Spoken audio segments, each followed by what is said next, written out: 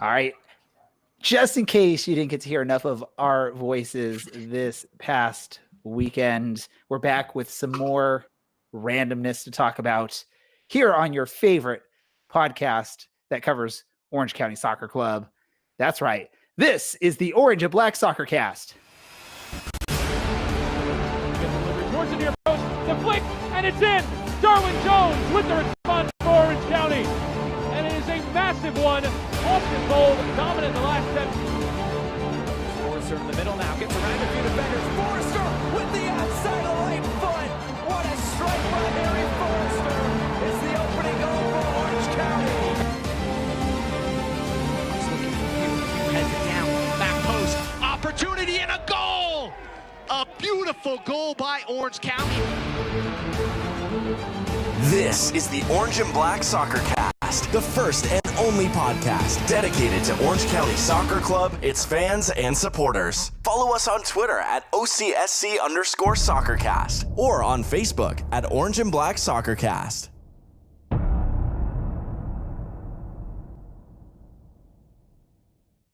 How's it going, Orange County? Welcome to another episode of the Orange and Black SoccerCast, presented by Ruffneck, Scarves, and Icarus FC. We are the first and only podcast dedicated to Orange County Soccer Club, its fans and supporters. I'm your host, Ray Samora, and I'm with you pretty much each and every episode as we discuss each and every and all things Orange County Soccer Club. Yes, you heard me right there, Alan. Whispering as he's confused about what I'm saying. Let's go to you first, all the way down in San Diego, beautiful San Diego. That is Alan. Alan, how goes it? It's going. It's summertime, so I don't have to go to teach. I mean, it feels pretty much identically the same, except way less parental emails, so that's been nice. So hopefully everyone is having a nice summer. I don't know. It just feels weird. Everything's weird. Definitely feels weird. This is not a typical summer. And if we had, a budget and licensing rights, I would have dropped, some DJ Jazzy Jeff and the Fresh Prince there, the old 90s or early 2000s summer theme, summertime. I'm sure you guys are all just now listening to it in your head without it even actually playing, because pretty much everyone knows that jam. Dylan's nodding to that. Dylan from Caroline Coalition. How are you doing, man? I'm good. I don't like your baseless accusations that I'm not into that. But I'm having a good week thus far. Nothing's really going on. I'm still wearing my mask as cases climb because I'm a person who cares about other people. Crazy concept. Definitely I don't mean to sound this negative, everyone. I hope you're all doing well. I'm doing well. It sounds like Alan's doing well. Dylan, you're doing pretty well. Hopefully everyone else is doing pretty well as you could be doing in the situations that we're in. It's summertime. This is a time that a lot of people would be heading out to the beach, going on vacations, a bunch of other fun stuff. My family, we actually had a trip planned to go to Coeur d'Alene in Idaho. I believe it was going to be next month, July. We're in June, right? But we decided to cancel/postpone that until we feel a lot more comfortable with all of that stuff. I'm sort of excited about that because if we make it back up there, maybe a year or two from now, for those that didn't know, there is a ride there. There's a theme park up there called Silverwood. There's a ride up there called the Corkscrew that used to call Knott's Berry Farm its home. That happens to be the first ever roller coaster that I went on that went upside down. So I was talking to my two kids, and they are sort of excited to try this roller coaster that their dad tried when he was their age. So unfortunately, my youngest one, Kian, is not quite tall enough yet. We were hoping he would get there this summer. He didn't quite make it. So this postponement, I guess, is a good thing because now he'll maybe get to ride it when we do get to go back up there. But you're not here to hear about my summer family vacations. Dylan's Correct. Nodding. If you're not watching our live stream, you can tell Dylan was like excited when I start to transition away from that. Alan was falling asleep for a little bit there. We're here to talk about soccer and other fun stuff, not some more family vacations. So let's talk about soccer, right? We talked about it last episode that there's now a plan for the USL to return to play. We're now less than a month away from that return, or anticipated return date of June 11th. We've heard some more news rumblings, or not June, July, sorry. We've heard some more information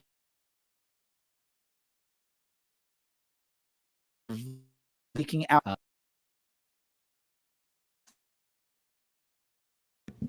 And we have a free connection here. I believe All right. so. I don't know. Could you guys still hear me during all that, though? Nope. Nope. No. So what Nope. what did you last hear me say? July 11th. Or can you still not hear me? No, we can, unfortunately. July unfortunately 11th, hear and you. then we haven't heard anything, but there's some rumblings, and then you're going to tell us what the rumblings were, but we didn't get any rumblings. Well, no, we well, this is where my mic goes dead. You're supposed to jump in and save things. Is everything working? I feel like things aren't working properly for me today.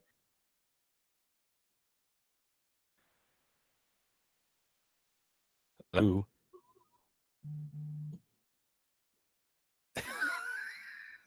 This is just going to be one of those episodes, man. This is what's going to happen here. Yeah, I'm going to hand it off to Dylan really quick. And Dylan, you just come up with a discussion on this while I'm trying to figure out what's going on my end. All right, sure. Well, if you haven't yet heard, the USL Board of Governors, aka known as the owners of all the clubs, voted to return to play, which means that we will hopefully return to play. Of course, there's also a players' union that has been, what is the term, Alan? Formally recognized? Yes. So there is still not an agreement there about any safety or pay issues that we've talked about in the recent month or so. So maybe it doesn't really get kicked off on the 11th. Also, of course, a lot of places right now are spiking. Places like Orange County, places like Phoenix, places like Florida, places like Texas. Just about anywhere where there's people and there is teams, cases are spiking. So it will be very, very dangerous for teams to travel. It will be very, very dangerous for teams to play, even if there aren't any fans in the stadium. But some places, like Texas, will allow sports stadiums to have 25% capacity. So potentially there will be fans there. And I think it will be on a club-by-club basis.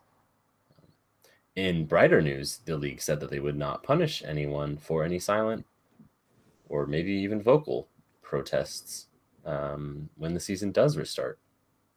Yeah, there's even a tweet after that one about the league is actually looking into what things that they can do to help support, like whether it's like allowing armbands or patches on the kits themselves to kind of broaden the voice, as opposed to, something like was it Weston Kenny had the Justice for George Floyd armband, but something maybe allowing teams to be even more formalized with their whether it's the patches, whether it's like the Premier League right now putting Black Lives Matter on the kits.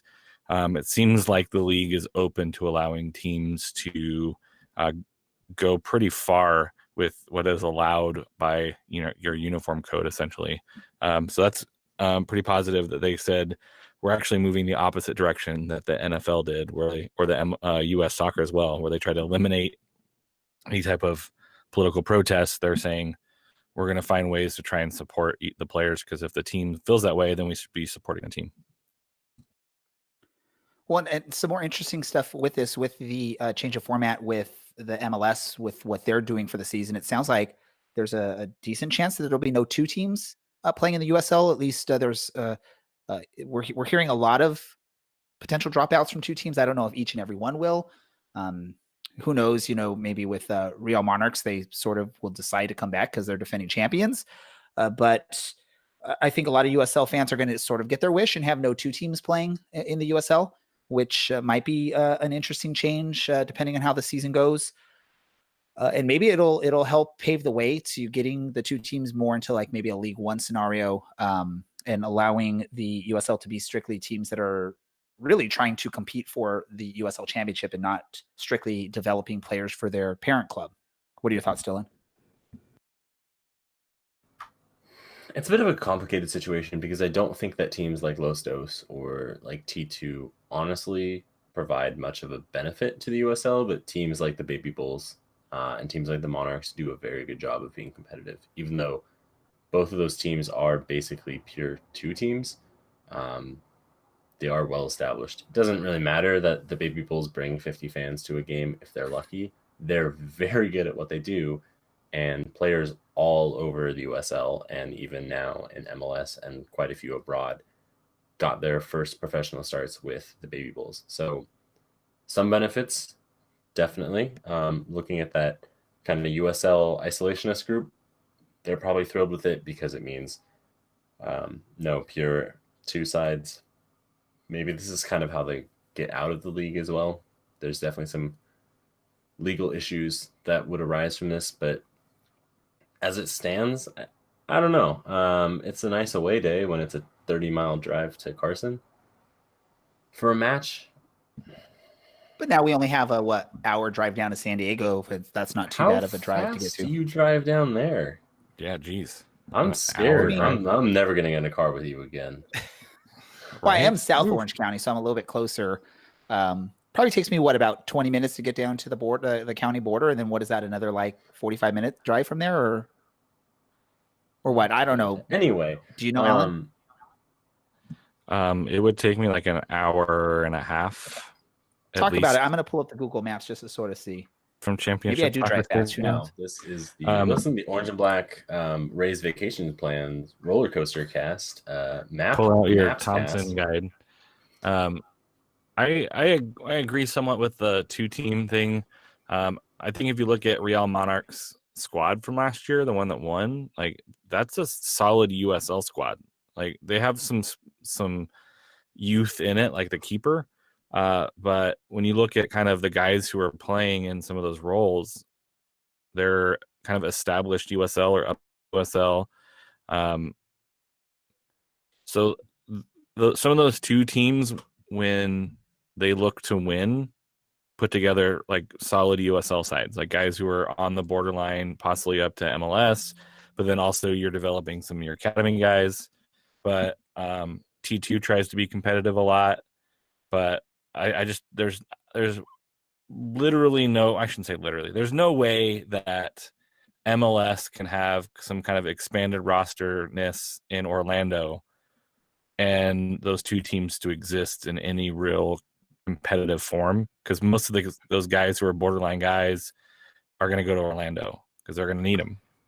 Yeah, and it's going to turn into the really like the Tacoma situation, the Sounders 2 situation, where it's like a bunch of 16-year-olds who kind of jump in between the the former DA system and the USL, like really bad USL level. And it's going to be worse if those guys are going to be playing there. And it's not even good for player development because, if you have a T2 side or a Real Monarch side that's like Noah Powder and Jack Blake, and then a bunch of 16-year-olds, and they lose every game 6-2 or 6-1.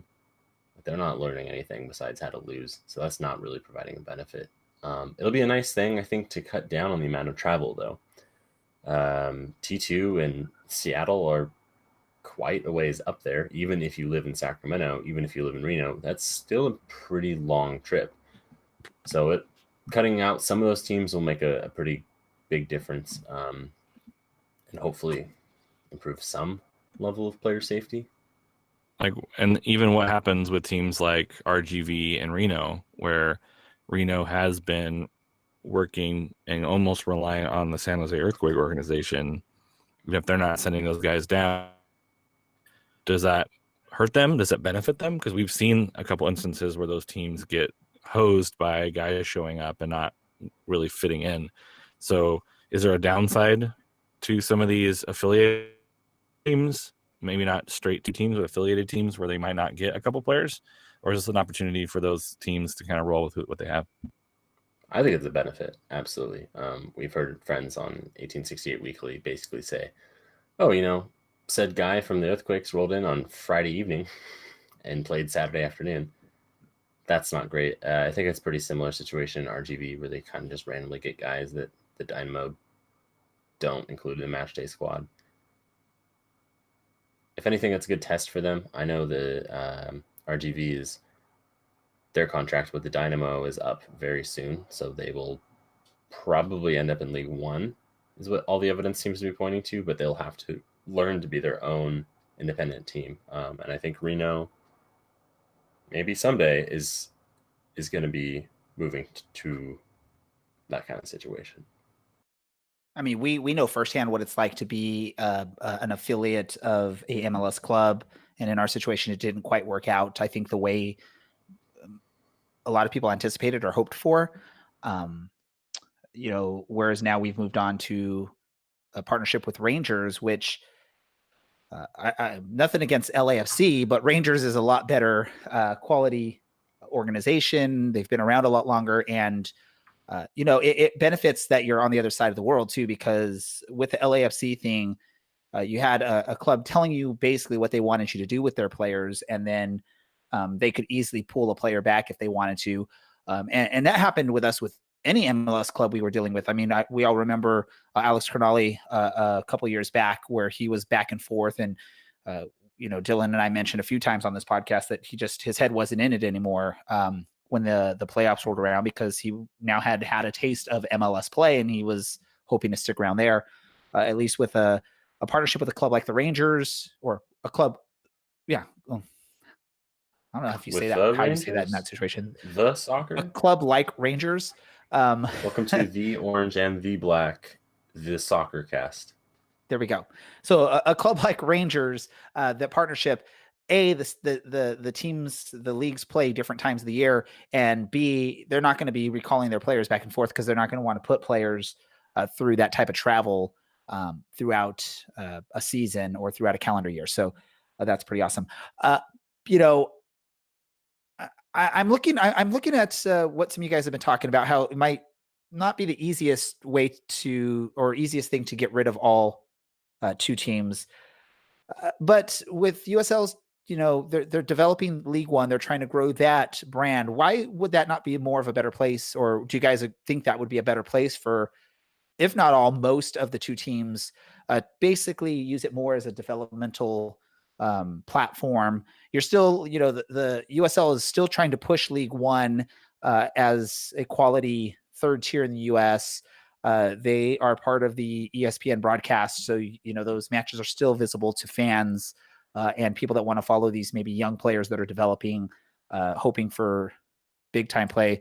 And that was just awesome. Your perfect timing. Both of you guys looked down to the side like you're picking up something. Let me go to you, Alan. What are your thoughts on would League One maybe be a better spot for all, if not, or most, if not all of the two teams? I think what we've seen with like Toronto 2 moving down and still not being super competitive, I think there's a benefit to move down for some of those teams, but I think the pushback you're going to get from some of those baby bulls, Real Monarchs, is why would we go to League One when we already won the championship? Like, if we can prove that we're that good, what benefit do we get from moving to League One? And even more than that, what benefit does League One get from moving down to League One? Like, because now you're talking about the same competitive imbalance that you have with some of the two teams to the top of, or to the, even middle table championship. So I think that's where the sticking point is there are two teams that are very competitive and are in the playoff hunt consistently, who have now won the league. It's really hard to say, let's move all of those people down, because then there's a gap you've now created in kind of this professional pyramid, if you will, where those guys who are getting minutes for Real, who might have a chance to move up, aren't going to get minutes in League One. They're going to go somewhere else, which means now there's that pipeline gone for them. And I think that was the issue with RGV, is that pipeline wasn't really working and players got mad and left. So if, you're to pull a line from our interview with the Players Association, is do what's best for the sport, and that'll be what's best for the players. Like it goes kind of hand in hand. And I think if we look at this, the issue of two teams, don't think about like I hate two teams. Think about what is best for the sport right now, and what is best for those players on those teams. And I think there's something there that can be worked out. But if we just say all two teams down, then we lose this like sliver of gloriousness that are some of the two teams. If we say stay where you are, now that there's 16-year-old kids who are getting beat up, so there's got to be some middle ground. Cool. Anything else maybe that you guys feel is important to talk about what the return of play may look like here, or further the conversation of the two teams at all? I see Dylan shaking his head. Alan looks like he wants to say something. The only thing that still worries me is this July 11th date. It's like this is kind of their drop dead date, and I'm hoping that it's not being used as a bargaining chip to put pressure on the Players Association to settle for something. We saw this kind of, I don't want to say we saw this with baseball, but baseball is going a very bad route by putting the players in a particular situation of like, we'll let you play if you do these three things, and one of those things is terrible for the Players Association, so they have to like, what do we do? So like, hey, we have to play by July 11th, or we're just going to cancel the season. You're going to lose your pay. And so I think I'm hopeful that isn't happening, because that puts bargaining into a really weird position. But I hope it is hey, here's our target date. We now have an end date that we want to get stuff done, and we've mutually agreed that we're working toward this date happening. And I'm hoping that it's a more positive thing. But looking at player negotiations lately with sports teams, it hasn't always been great. So I'm hoping that they're close to figuring it out, whether it's a player floor and then, a percentage cut. Like that's the trade-off. We'll increase the bottom if you shave off a little off the top. And then hopefully the July 11th date is same type of pressure. But that's my hope. You have like something going on there, Alan? Yeah. Great. Let's do this. Bundesliga has been around for a while. The Premier League is now returning this week, I believe. As we're recording this, it's tomorrow our time. I don't know what time it is, if it's today in actual England, but Premier League is returning. I believe there's a couple matches on the calendar for today, and then Friday is the next round of matches, and a weekend full of matches of the Premier League, which I know a lot of you that listen to us maybe that's not your go-to league. I know there are some that hate when we talk about Premier League, but there are a lot of people that follow this league in the United States, and there's a lot of Orange County fans that follow teams in England, including the Premier League. Dylan, I'll start with you. How excited are you about the return of Premier League? I don't care. It's ruined the sport. That league has ruined the sport. So they could cease to exist, and I think the sport would be better off, because things would be normal, and no one would pay $145 million for Coutinho. Like stuff like that is bad for the sport and only harms the people in the bottom, which are the people that we talk about every week. So, how about you, Alan? He's thrilled. Come on. Yeah, I mean, this thing can be wrapped up by Sunday at like 1:00. So, and it'll be one of the latest times, and it probably will be the latest ever on the calendar that a team wrapped up the Premier League, right? Yeah, latest time, but with the most amount of wins, or week matches, because it's like there'll be the least amount of like games played to clinch the league, I think, but also the latest date. We'll see. I'm kind of torn, because I've been watching some of the Bundesliga, and some of the play is just not great. And I know like Bundesliga is a little bit like that to begin with, but you look at these teams who have nothing really to play for. It's like, what's the point? Like, if I'm not fighting to keep myself up, or if I'm not trying to win the league, like you see some pretty decent teams just kind of not play super great, because it's like, meh. And why should I like try to hurt myself? We have a season coming up again, and I don't want to get injured in a season that doesn't really mean anything anymore to us. I think there's a little bit of that anyway with some of these leagues as you get toward the run in toward the end of the season. But I think shutting everything down and trying to bring it back, and there's health issues and there's no audience or no crowd there.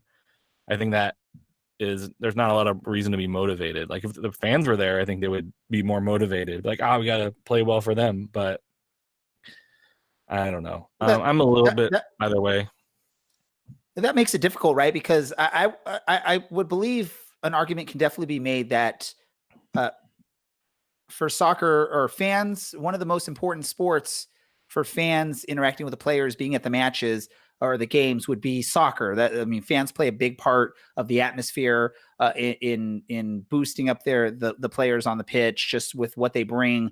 Maybe an argument could be made for something like maybe college football or something like that. Just with that atmosphere and whatnot. Yeah, college hoops. What was that? College hoops. Yeah, can do that as well. A huge one, like home versus away in college basketball. It makes a big difference, and that's something with soccer. I think even as good as college basketball, college football can be, I think soccer still is sort of top of the standings or the pyramid or whatever when it comes to fan involvement and what fans bring to a match. I believe for Premier League, at least in England or in Great Britain, they're going to use the EA, I guess, sound effects that are in the game, the crowd ambiance on the broadcast in England. I don't know if that same thing is going to be used here in the US. They're going to pull audio from Dylan and I's calls to add to it as well. Thoughts and prayers. That'd be for awesome. You all. There you go. Do that. But it's weird. I've tried watching a couple of the Bundesliga matches, and it's just weird hearing the crowd noise and seeing no crowd in the stadium. And sometimes I'm like, is that the right crowd noise for what is going on the pitch right now? Or did they just put a soundtrack on and not even pay attention to what's going on? I would hope that EA has set up something for the Premier League where they can actually control what the crowd is doing and it works correctly. I think it would be funny if you're like in the middle of a match that does not involve a team such as like Spurs, but then you start hearing the Spurs chants in the background or something like that. That'd be pretty hilarious, actually.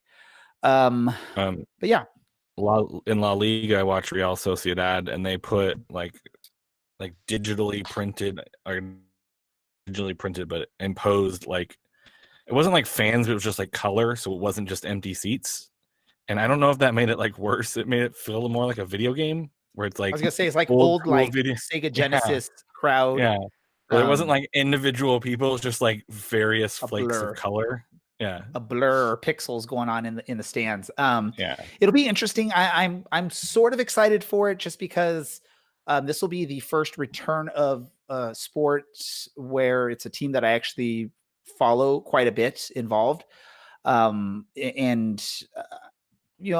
as things are being handled properly, I know like with Spurs, they had a friendly with Norwich, and then like right after that match, it was reported that a Norwich player tested positive for COVID, which is like, okay, that's great. So what does that mean for Spurs with their match coming up this weekend, and then their opponent, and how the league will get, impacted?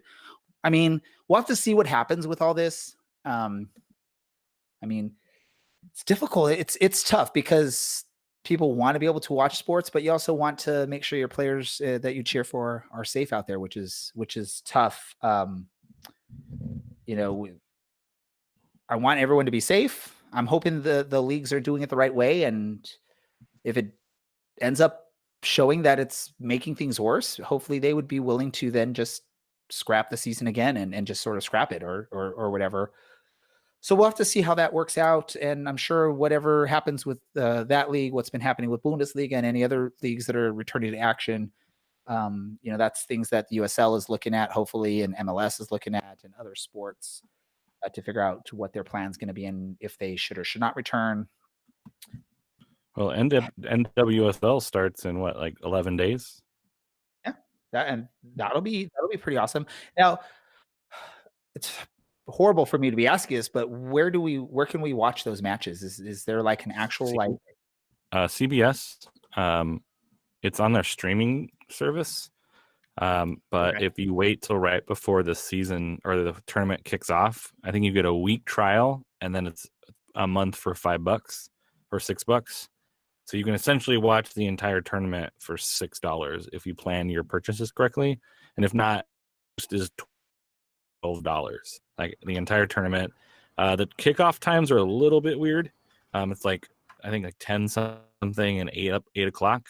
And I'm assuming that's for player safety to clear the locker rooms, clean everything up, do all the safety stuff they're supposed to. It's gonna be a little bit hectic.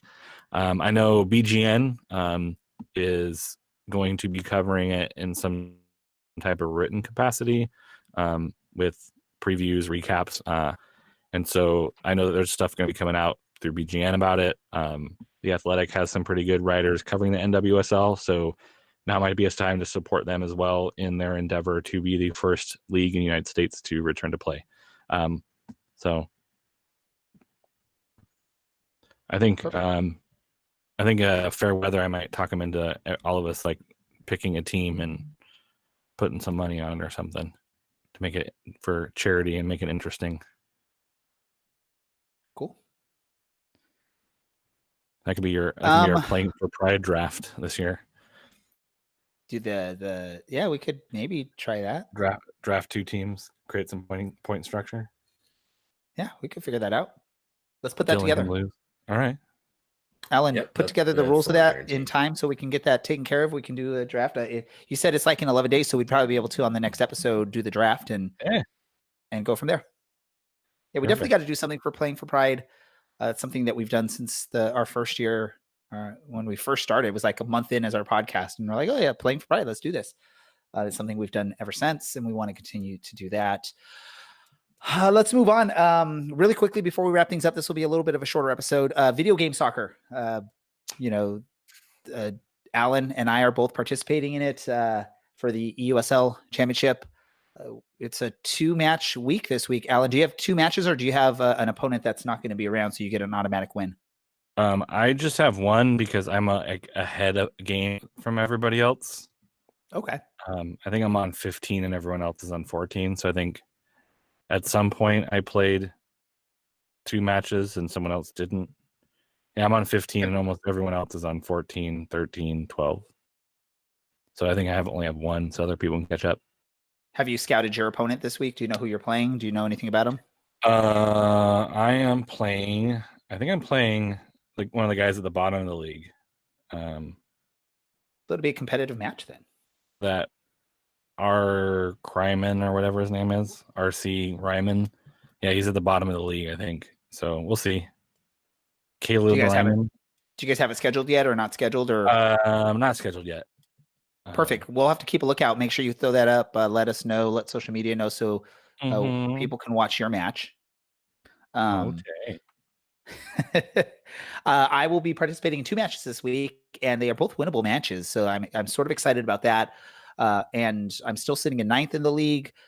But one of the people that are in front of me have been a no-show for the last couple of weeks. So it looks like that might be someone that's going to be dropping out of the league, which is a nice boost for me.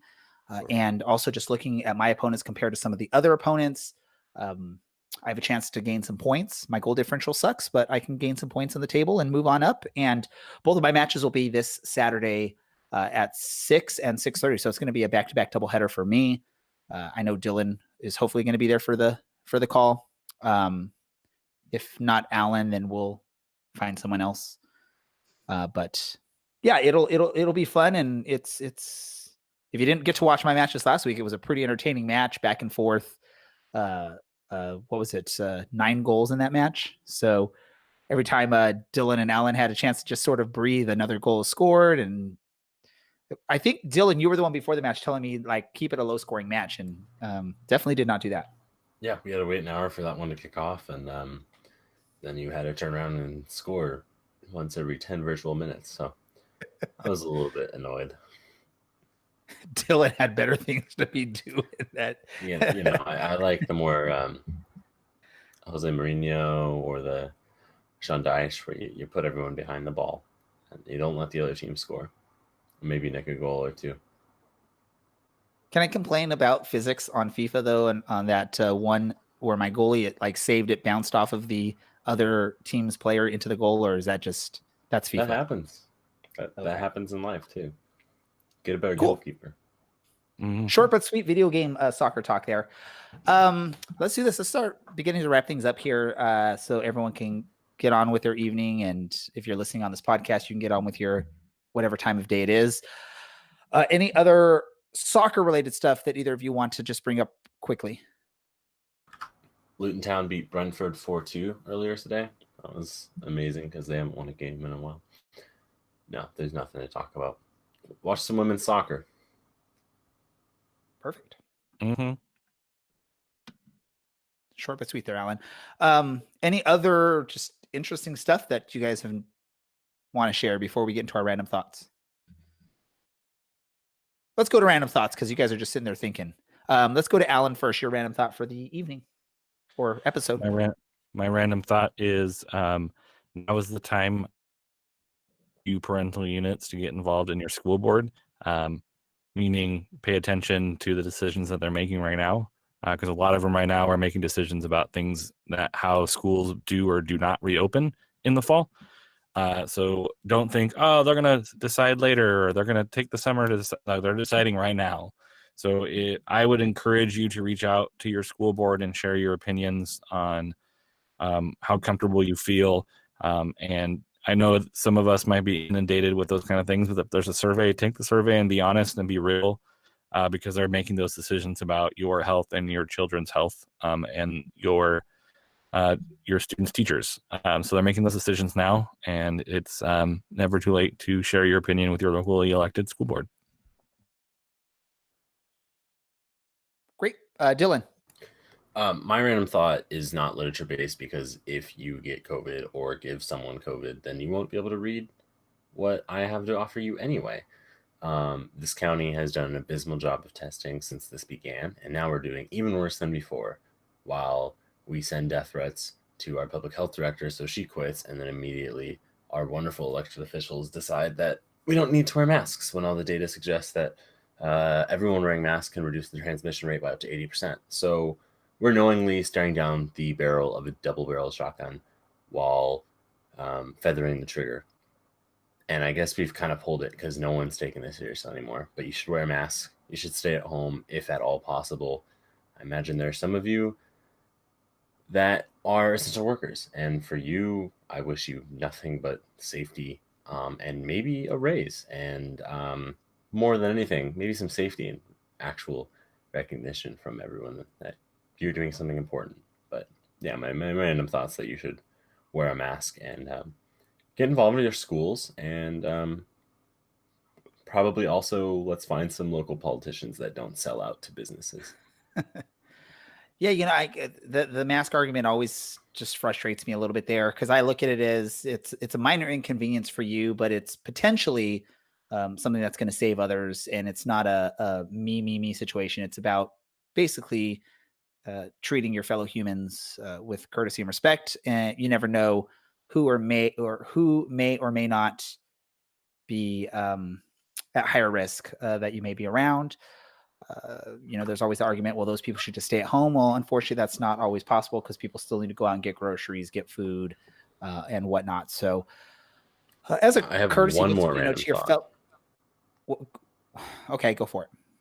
Yeah, I know. We're breaking the rules. I know you guys are trying to get rid of me. I mean, you guys went for like a whole 10 minutes without letting me speak, and then you're just cutting me off mid-sentence here, Dylan. Go for it. Yeah. I said this over the weekend. I think I said this last week, but this podcast is very male. This podcast is very, very white. If you are a listener and you would like to get involved with our podcast, we would love to have you. There's a section on our website where you can find where to join us. I don't care if you join us 1 week, or if you just want to write things, or if you only want to be on the podcast, or however you feel like you could be a part of this. If you want to be a part of this, we recommend that you join. It's a good time. I like these 2 other people that are on this podcast, believe it or not. A rarity, because I generally don't like people. But it's been a really good time. And Orange County is a very diverse place, and I think sport is a very diverse place. And I would like it if our podcast better represented that. So we would love for your voice to be heard, because your voice does matter. Unless you don't think that you should wear masks, in which case stop listening to this podcast, but rate it 5 stars on iTunes, and then that's probably it. Yeah, no, definitely go to our website. I'm gonna, I'm sure Dylan, Alan, and I will do this also. So we'll tweet out or share the link. But yeah, like Dylan said, it's at the bottom of our website. There's a link that says join our team, and basically simple. You give us your name, an email address, and let us know what you're interested in. And like Dylan said, it's anything. If you want to actually join us, on our podcast, it doesn't have to be every episode like Dylan, Alan, and myself do. You can join us every once in a while. Or if you want to contribute in other ways, like if you want to maybe, write on our website, share some thoughts on anything soccer related or Orange County Soccer Club related or whatnot, or if you want to take pictures for us to use on our podcast, whatever it may be, or if you want to help us out with running our social media stuff, I'm sure, Dylan would be willing to take a little break from posting stuff on social media on our Instagram, because we've been doing that so much lately. But if you'd be interested in doing something like that, let us know. When I started this podcast, my whole goal was to bring people in. My original idea for it was to get a group of maybe 5 or 6 people and just sort of rotate some hosts or guests in or whatever we wanted to do. Unfortunately, most of the people I reach out to, if they said yes, they sort of never committed or did anything. Dylan was the only one I could trap into committing to this podcast, and it's been an awesome experience with him. We sort of trapped Alan about a year ago to join our podcast, and we haven't let him go since, even though he's doing other podcasts and other USL stuff. But it's a fun time. The 3 of us have a wonderful, fun time every week. And then whenever we are at matches or hanging out outside of soccer, it's a blast. And we'd love to share that with whoever would be interested in joining our team. So yeah, I'll piggyback on that random thought there of yours, Dylan. All right, let's do this. So when you do send out that tweet, Alan, where can our listeners look for that? Underwood48 on the Twitter machines. Dylan? You can find me on Twitter at OCSC_Dylan, or on Reddit /u/OCSC_Dylan, or at eldonnews.org under the byline Dylan Allen. Perfect. And you can find me on Twitter at DJ Ray Samore. You can also find the podcast on Twitter at OCSC_SoccerCast. You can also find the podcast on Facebook, Instagram, Pinterest, a bunch of YouTube, Twitch, wherever else you can find the podcast. You can also go to our website, OCSCpodcast.com, and listen to our old episodes, read our old work, or click on that link, join our team, and hang out with us. Enjoy the beautiful game of soccer with us. That's going to wrap up this episode. A little bit shorter than normal, but we definitely will have more to talk about next week with more and more soccer-related stuff returning as we head into what potentially is going to be the return of USL. For Dylan, for Alan, I'm Ray. This is the Orange and Black Soccer Cast. And I got to get over to the right screen. And we are out. You have been listening to the Orange and Black Soccer Cast. For the latest Orange County SC news and information, visit our website, OCSCpodcast.com. Also, thanks to our sponsor, Ruffneck Scarves, official scarf supplier to MLS, USL, and US Soccer. Get custom scarves for your group or team at ruffneckscarves.com. Alan.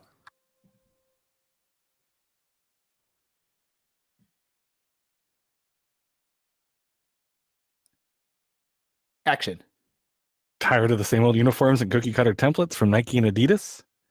Looking for a unique, completely custom kit for your youth club, Sunday league squad, adult, or even a pro team or e-pro team? Icarus FC can help you create the kit of your dreams at an affordable price. Let them help you design your new custom kit today at IcarusFC.com. That's IcarusFC.com.